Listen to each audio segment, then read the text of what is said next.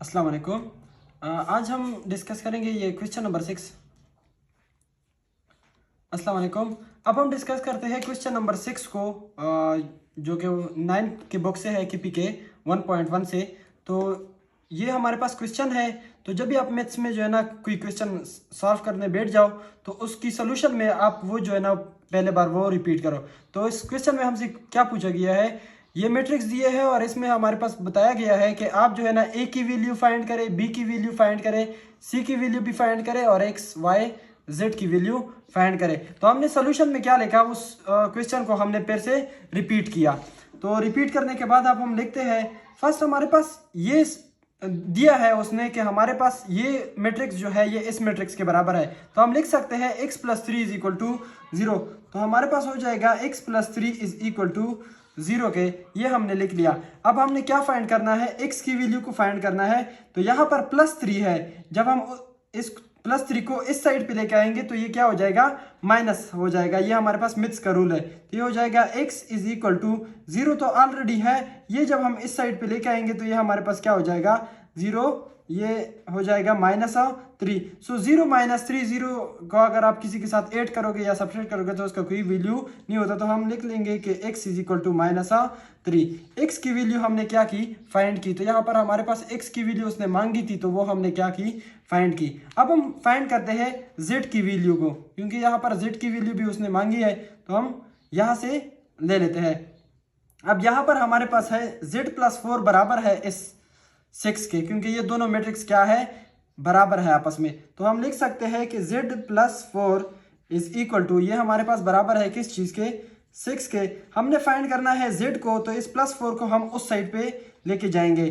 तो हमारे पास ये प्लस 4 है, उस साइड पे लेके जाएंगे तो हमारे पास ये क्या हो जाएगा, -4 हो जाएगा। तो हम लिख सकते हैं z इज इक्वल टू 6, ये प्लस 4 है उसको इस साइड पे लेके आया तो ये हमारे पास हो जाएगा -4। तो हमारे पास हो जाएगा z इज इक्वल टू, अब ये 6 है, 6 -4 से हो जाएगा हमारे पास 2। तो z की वैल्यू हमारे पास क्या आ गई, 2 हमारे पास बराबर आ गई। अब हमने फाइंड करना है इस y की वैल्यू को, तो ये भी हम फाइंड कर देते हैं। अब ये जो y की वैल्यू है ये हम लिख लेते हैं 2y -7। अब ये इक्वल टू है किसके, तो इसके सामने ये वाला है, तो ये हमारे पास हो जाएगा 3y -2। अब हमने क्या करना है, y जो है वो वेरिएबल है और 7 जो है कांस्टेंट है, तो हमने वेरिएबल को एक साइड पे लेके आना है। तो से ये हमारे पास 2y है, तो ये मैंने 2y लिखा। ये 3y यहाँ पर क्या है, ये पॉजिटिव में है, इसको मैं इस साइड पे लेके आऊंगा तो ये हमारे पास क्या हो जाएगा, -3y हो जाएगा इज इक्वल टू। अब ये -7 है, इसको उस साइड पे लेके जाने के बाद ये हमारे पास क्या हो जाएगा, +7 हो जाएगा। तो ये हमारे पास क्या हो जाएगा, +7 हो जाएगा।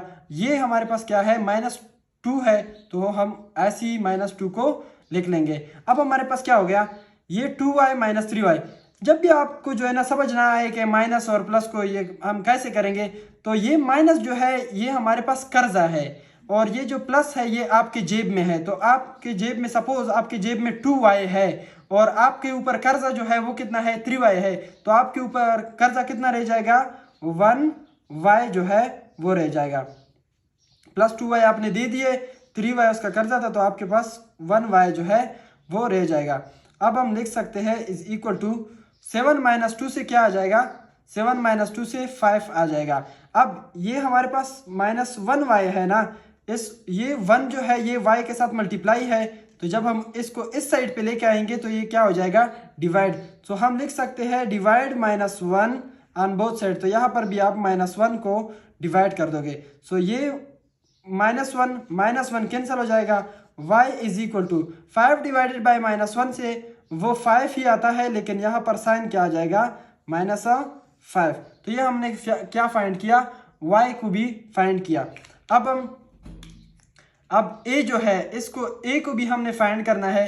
a की वैल्यू a -1 किस चीज़ के बराबर है, a-1 जो है वो बराबर है किस चीज़ के, a-1 बराबर है, यहाँ पर आप देख लो ये -3 के, तो हमने लिख लिया ये -3 के बराबर है। अब हमने क्या फाइंड करना है, a को फाइंड करना है, तो -1 को हम उस साइड पे लेके जाएंगे। तो ये हो जाएगा a, -1 को उस साइड पे लेके जाने के बाद ये क्या हो जाएगा, +1 हो जाएगा। तो ये हमारे पास क्या हो जाएगा, +1। सो ये हो गया a इज इक्वल टू। अब ये मैंने आपको एक ट्रिक बताया कि जब भी आप ये सॉल्व करो तो ये याद रखो। अब -3 मतलब आप 3 रुपए आपने किसी से कर्ज लिया है, एक आपके पास जेब में है तो वो आपने दे दिया, तो आपके ऊपर कितना कर्जा रह गया? -2। माइनस का मतलब है आपके ऊपर कर्जा है, प्लस का मतलब है आपके पास अभी पैसे है। तो ये ए हमारे पास बराबर हो गया -2 के। तो ए को भी हमने क्या किया? फाइंड किया। अब हमने फाइंड करना है बी को। किसको फाइंड करना है? बी को फाइंड करना है। तो बी वाला ये है, तो हम लिख सकते हैं b-3। बी यहाँ पर किस चीज के बराबर है? 2b + 4 के। तो ये हमारे पास बराबर है 2b + 4 के। तो हम लिखते हैं b-3 = 2b + 4। अब ये वेरिएबल को इस साइड पे लेके आओ। सो ये b ऑलरेडी है, तो 2b को जब हम इस साइड पे लेके आएंगे तो ये क्या हो जाएगा? -2b हो जाएगा। अब ये ऑलरेडी 4 यहाँ पर था, और -3 को जब हम उस साइड पे लेके जाएंगे तो ये क्या हो जाएगा? +3। तो हमारे पास ये हो गया। अब हम देखते हैं, ये -2b आपके ऊपर कर्जा है, एक भी आपके पास है, तो कितना कर्जा रह गया आपके पास? ऊपर सिर्फ -b जो है वो आपके ऊपर कर्जा रह गया। सो हमारे पास हो जाएगा +4 + 3, इससे हो जाएगा 7। अब हमारे पास है -b = 7। सो ये -1 है, तो हम डिवाइड कर देंगे -1 को इस साइड से भी और -1 को ये भी। तो ये -1 कैंसिल हो जाएगा। b = हमारे पास हो जाएगा 7 डिवाइडेड बाय -1 से आ जाएगा 7 ही आता है, लेकिन यहाँ पर साइन क्या लगेगा? माइनस वाला साइन लगेगा। तो हमने b को भी फाइंड किया। अब हमारे पास एक जो है वो रह गया x y z a b, और c जो है वो रह गया। तो c वाला किधर है? c को भी हम फाइंड कर देते हैं। c यहाँ पर है, तो ये c जो है ये बराबर है इसके 0 के। तो हम लिख सकते हैं 2c + 2 = किस चीज के बराबर है? 0 के। तो हमने c को फाइंड करना है, तो यहाँ पर आप देख लो 2c।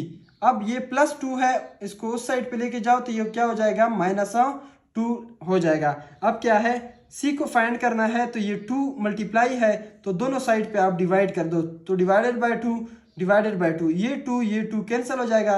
c = ये 2 और ये 2, ये हमारे पास कैंसिल हो जाएगा। क्या रह जाएगा?